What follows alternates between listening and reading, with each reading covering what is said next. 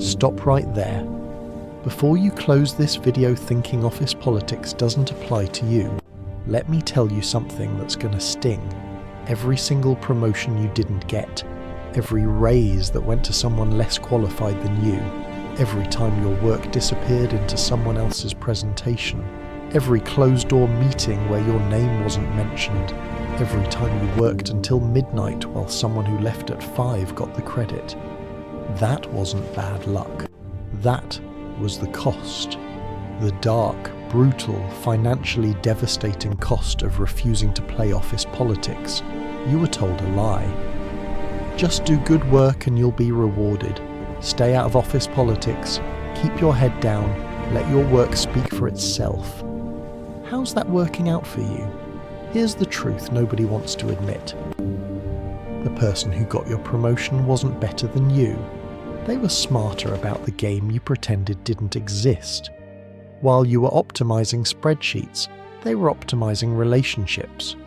While you were perfecting deliverables, they were perfecting perception. And now they're making $30,000 more than you for the same job, because they understood something you refused to see. Machiavelli figured this out 5 centuries ago. He watched good men fall and political players rise. He saw talented people destroyed by their own naivety. And he wrote it all down, not to celebrate corruption, to reveal the game that's always being played whether you acknowledge it or not. Today, you're going to learn the 7 ruthless laws that explain exactly how much your neutrality is costing you. Not in abstract terms, in dollars, in opportunities. In the gap between where you are and where you should be. This isn't about becoming a villain.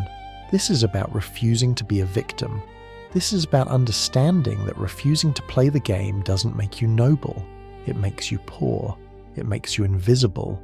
It makes you replaceable. Before we go further, I need you to write this affirmation in the comments. This is your contract with yourself.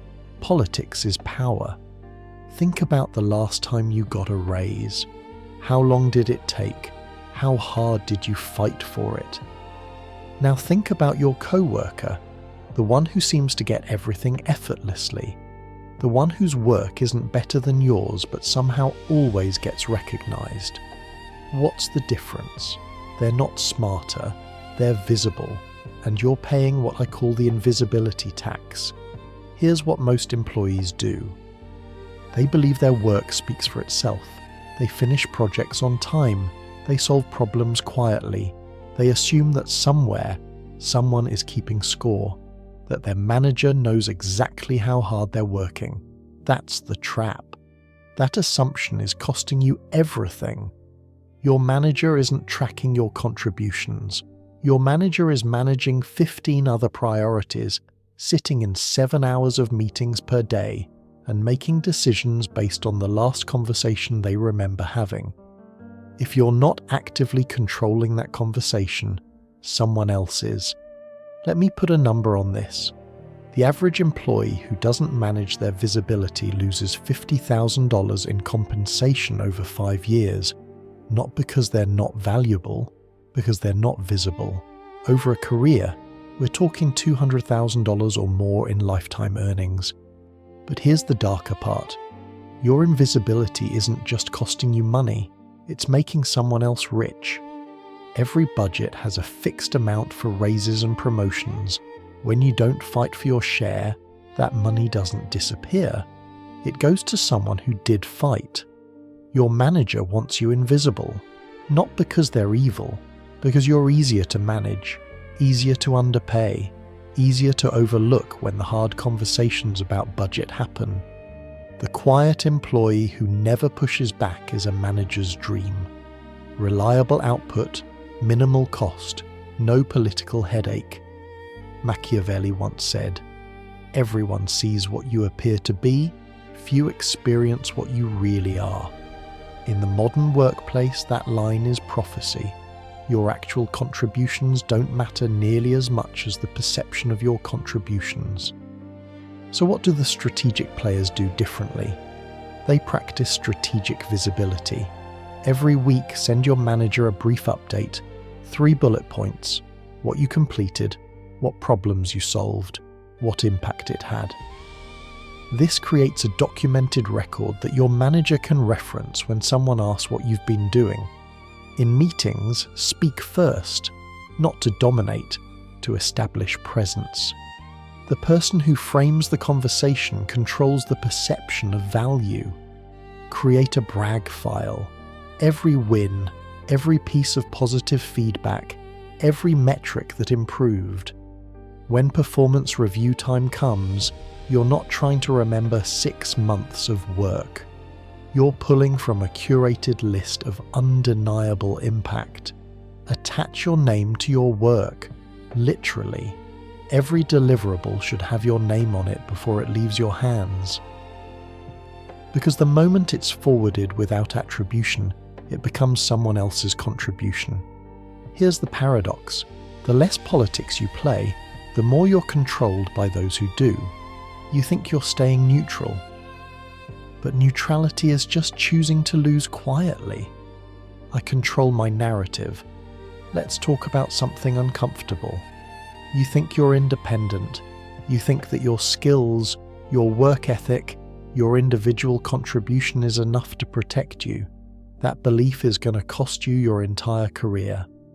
I call this the alliance deficit, and it's the reason good employees get laid off while mediocre ones with better networks stay employed. Here's what the lone wolf employees do. They keep to themselves. They decline the after-work drinks. They skip the optional team events. They think networking is fake. They believe their work stands alone. But when the company announces layoffs, when the restructure comes, who gets protected? Not the person with the best work, the person with the most allies. Let me be brutally specific about what this costs you. 0 advocates when decisions are made behind closed doors. 0 intel on what's actually happening at the executive level. 0 protection when office predators decide you're the target. Your entire position becomes disposable because nobody with power has a reason to fight for you. Companies don't just promote people with strong networks because they're better at their jobs. They promote them because they're controllable. Someone with deep relationships inside the organization has social collateral to protect. That makes them predictable. That makes them a safer bet for leadership positions. The lone wolf? They're a wild card. Leadership doesn't trust people they can't predict. Machiavelli understood this completely. He wrote, "He who wishes to be obeyed must know how to command support. Not force, support. Because power isn't held by individuals, it's borrowed from networks. So what do the strategic players do differently? They build power networks, not friends. Strategic alliances with specific purposes. You need 3 types. 1 person above you in the hierarchy. Someone who has visibility into executive decisions, who can advocate for you in rooms you're not in. 1 person lateral to you in a different department who has access to information you don't. 1 person below you who sees things you don't see at ground level. These 3 alliances give you 3-dimensional vision in an organization where most people only see their immediate surroundings. Those coffee chats, you're not making friends. You're learning who has power, who wants power, who's aligned with whom, what the real priorities are, where the opportunities are that haven't been announced yet. Every conversation is reconnaissance. Every lunch is information exchange. Every casual hallway chat is positioning. The more you avoid alliances because you think it's fake or political, the more alone you are when they decide your fate. And they are deciding your fate. In meetings you're not invited to. In conversations you don't hear. Every closed-door meeting about you happens without you. Unless you have an ally in that room who speaks your name, I build power networks. Now let's talk about the thing that's probably happened to you more times than you want to count. Credit theft. You stayed late finishing the presentation. You did the analysis. You solved the problem everyone else was stuck on. And then, in the meeting with leadership, someone else presented it. Someone else got the praise. Someone else's name is now attached to your work. This is what I call the credit theft multiplier, and it's how mediocre employees build impressive resumes on other people's effort. Here's what naive employees do. They assume people will do the right thing. They assume their contributions are obvious. They trust that merit and attribution flow naturally through organizations. That trust is expensive. That trust is the reason you're making $60,000 while the credit thief makes $90,000. The average employee has their credit stolen 3 to 4 times per year on significant projects. Each stolen credit is a lost opportunity to build your track record. Each delayed promotion is $20,000 to $30,000 in lost annual compensation. Over 5 years, we're talking about $100,000 or more in lost earnings. But here's the psychology that makes this especially insidious. Taking credit for others' work is actually rewarded in most organizations. Why? Because executives don't fact-check. They make decisions based on perception, on the story they hear in the moment. The person who presents the win owns the win in leadership's memory. It doesn't matter who actually did the work. It matters who delivered the message. Machiavelli once said, "Men judge more by the eye than by the hand. Everyone can see, few can feel." People remember what they saw in the presentation, not who did the grinding work behind it. So what do the strategic players do differently? They practice ownership documentation. Before you share work with anyone, send an email with clear ownership. Here's the analysis I completed on market trends. Not, here's the analysis. Your name is in the sentence. Forward that email to your manager. Now there's a record. Use public channels. If your company uses Slack or Teams, post your updates there. Just completed the customer research that shows X. Public visibility, permanent record, searchable history. CC strategically. When you complete something significant, CC people who matter. Not to brag, to create witnesses. The more people who saw your contribution in real time, the harder it is for someone to rewrite the story later. Here's the brutal truth. If you don't protect your credit, someone will take it. Not maybe, always. Because the incentive to steal credit is too strong, and the penalty for getting caught is too weak. The less you protect your credit, the more others believe they actually earned it. That's why stolen credit becomes their track record in performance reviews. That's why they get promoted while you're still waiting for recognition. I claim my wins. Here's something most people don't figure out until they've already been destroyed by it. You think everyone at work is neutral. You think that conflict is rare, that sabotage is dramatic, that enemies are obvious. You're wrong, and that misunderstanding is costing you more than you realize. This is what I call enemy blindness. And it's the reason your projects fail mysteriously. Your information gets withheld, your mistakes get amplified, and your reputation gets quietly destroyed. Here's what naive employees do. They treat everyone the same. They share information freely. They assume good intentions. They never consider that someone might be actively working against them. But workplace competition is zero-sum. Your promotion is someone else's loss. Your budget increase is someone else's budget cut. Your success makes other people look worse by comparison. That creates enemies. Not loud, dramatic enemies. Quiet, strategic, patient enemies who smile to your face while undermining you behind your back. Let me be specific about what this costs you. Sabotage projects where key information is mysteriously unavailable. Meetings where your mistakes are brought up but your wins are ignored. reputations poisoned through gossip disguised as concern, opportunities blocked through quiet whispers to decision makers, and you don't see it happening until the damage is done, until you realize someone's been shaping the narrative about you and you never defended yourself because you didn't know there was an attack. Making you worse is simpler than improving themselves.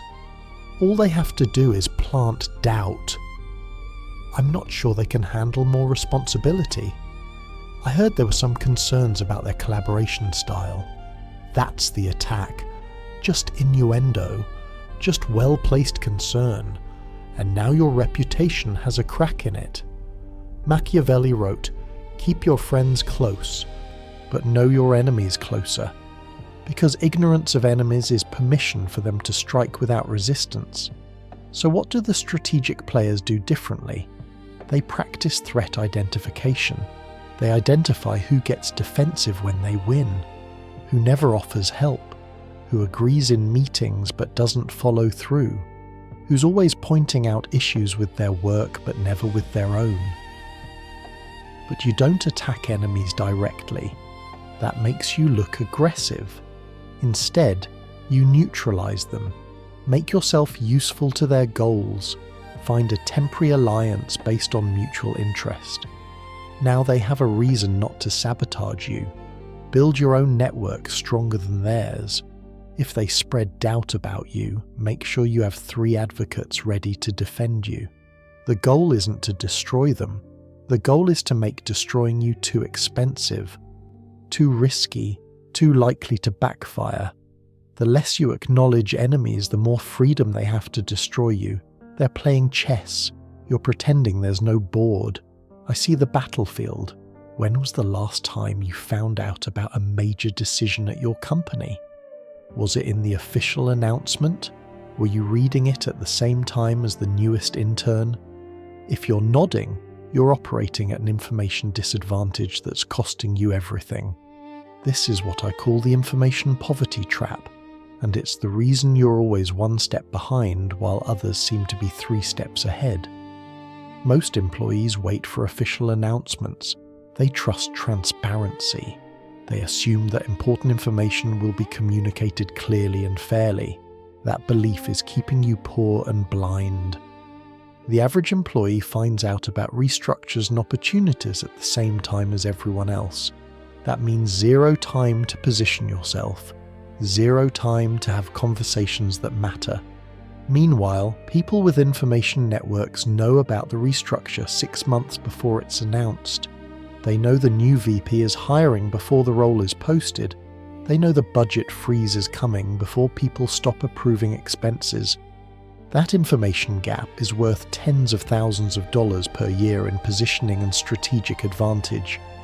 If you knew 6 months in advance that your department was being restructured, what would you do? You'd start building relationships in the departments that are growing. You'd start positioning your skills toward the new priorities. But if you find out in the all-hands meeting with everyone else, what can you do? Nothing. The decisions are already made. The positions are already filled. Information is currency in organizations. People who hoard information control who rises and who falls.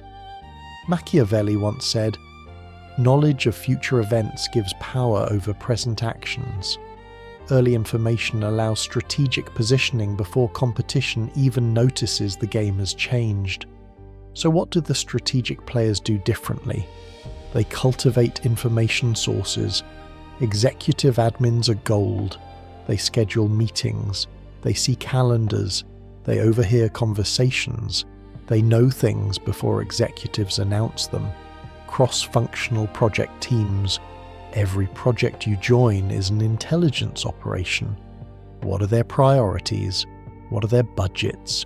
Who's influential in their org? Reading the room in meetings? Who's asking unusual questions? What topics are people avoiding? What decisions are being framed as under consideration when they're already decided? But here's the key shift. Stop asking what happened. Start asking what's coming. Past information is history. Future information is power. The less you seek information, the more you're controlled by those who have it. Decisions about your career are being made right now in conversations you can't hear. I gather intelligence. Let's talk about something painful. You work harder than most people on your team. You deliver quality consistently. You hit deadlines. So why does it feel like nobody cares? This is what I call perception management failure, and it's costing you money. Here's what most employees believe. They believe people understand their workload. They believe managers see their challenges. They believe value is self-evident. But here's the brutal reality. Your manager doesn't know what you do. They know what they remember from the last conversation. Everything else is invisible. The employee who doesn't manage perception actively is seen as just doing their job. The employee who does manage perception is seen as a high performer. Same output, same effort, different perception. And that perception difference is worth 10 to 15 percentage points in annual raises. Over 5 years, that's the difference between a 2% cost of living adjustment and a 15% promotion-based raise. Tens of thousands of dollars for the exact same work. Your manager's perception of you is based on incomplete information filtered through their own priorities. If you're not actively shaping that perception, it's being shaped by whoever speaks loudest, by whatever crisis was most recent. Your manager's view of you is shaped by the last conversation, not your cumulative work. Recency bias is powerful. What you did 6 months ago is forgotten. What you did yesterday is vivid. Machiavelli wrote, "It is not titles that honour men, but men that honour titles." Your job title doesn't determine your reputation. How you position yourself within that title determines your reputation. So what do the strategic players do differently? They practice managing up. Frame your work as solving their problems. Your manager doesn't care about your tasks. They care about their objectives. I finish the report becomes, I completed the analysis that will help you make the case for more budget. Speak their language. If your manager cares about ROI, talk about ROI. If they care about efficiency, talk about time saved. Monthly impact summaries sent directly to decision makers. 3 to 5 bullet points. What you delivered, what impact it had, what's coming next. Make your manager look good. When you make them look good to their boss, they have a vested interest in your success. Your wins become their wins. The goal is to ensure that when your manager has to make a case for your promotion or raise, they have clear, recent, quantifiable examples ready. Because if they don't have those examples in mind, they won't make a strong case. The better you do your job quietly, the less valuable you appear. Silent competence is indistinguishable from mediocrity in performance reviews. I shape perception. Now let's talk about the final law, the one that explains why effort alone is never enough.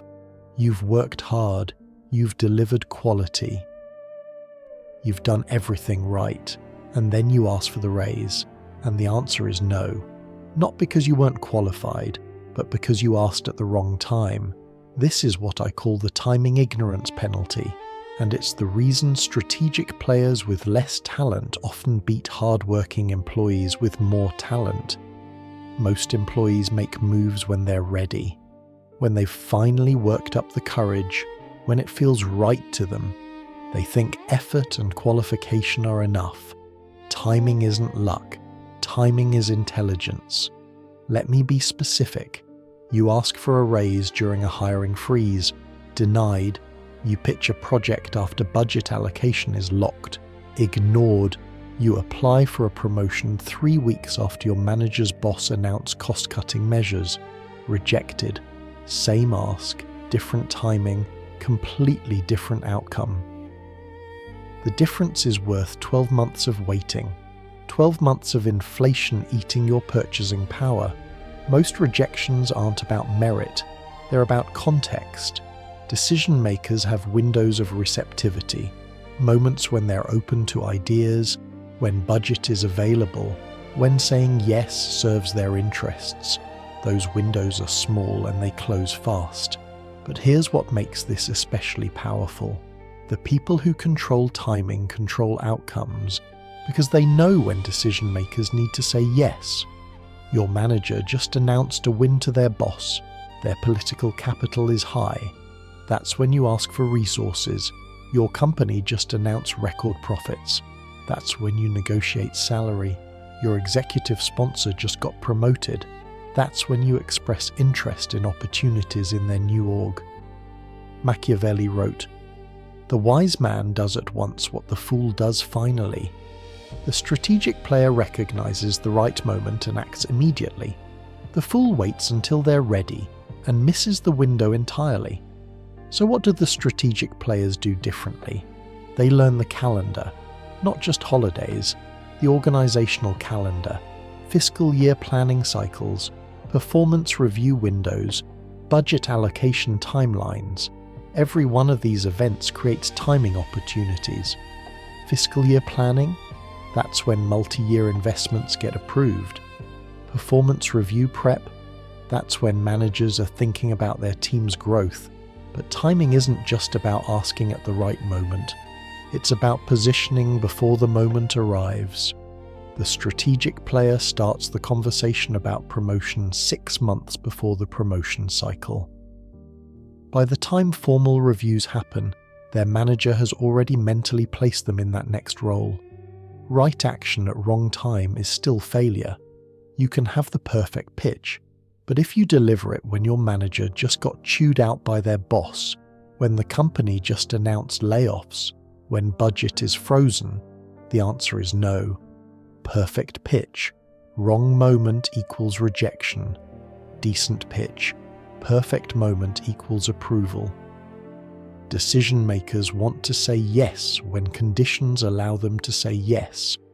Your job is to ask when they're looking for someone to say yes to. I master timing. So here we are.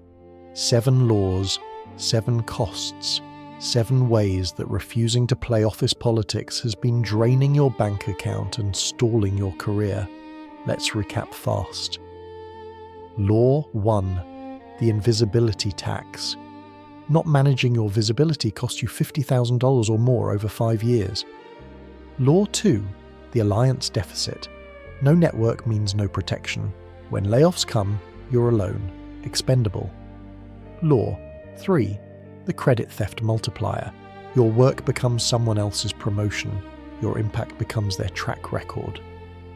Law 4. The enemy blindness cost. Refusing to see enemies doesn't make you noble, it makes you an easy target. Law 5. The information poverty trap. Finding out with everyone else means zero strategic advantage. Law 6. The perception management failure. Poor perception equals poor pay regardless of actual performance. Law 7. The timing ignorance penalty. Right action at wrong time is still failure. Now think about your current situation.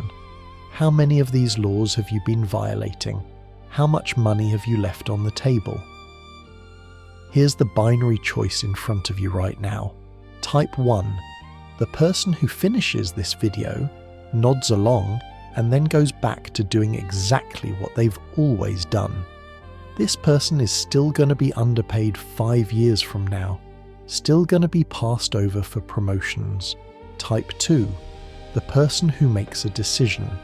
The decision to stop being naive, to stop pretending the game doesn't exist. This person starts documenting their wins today, builds strategic alliances this week, manages perception starting now.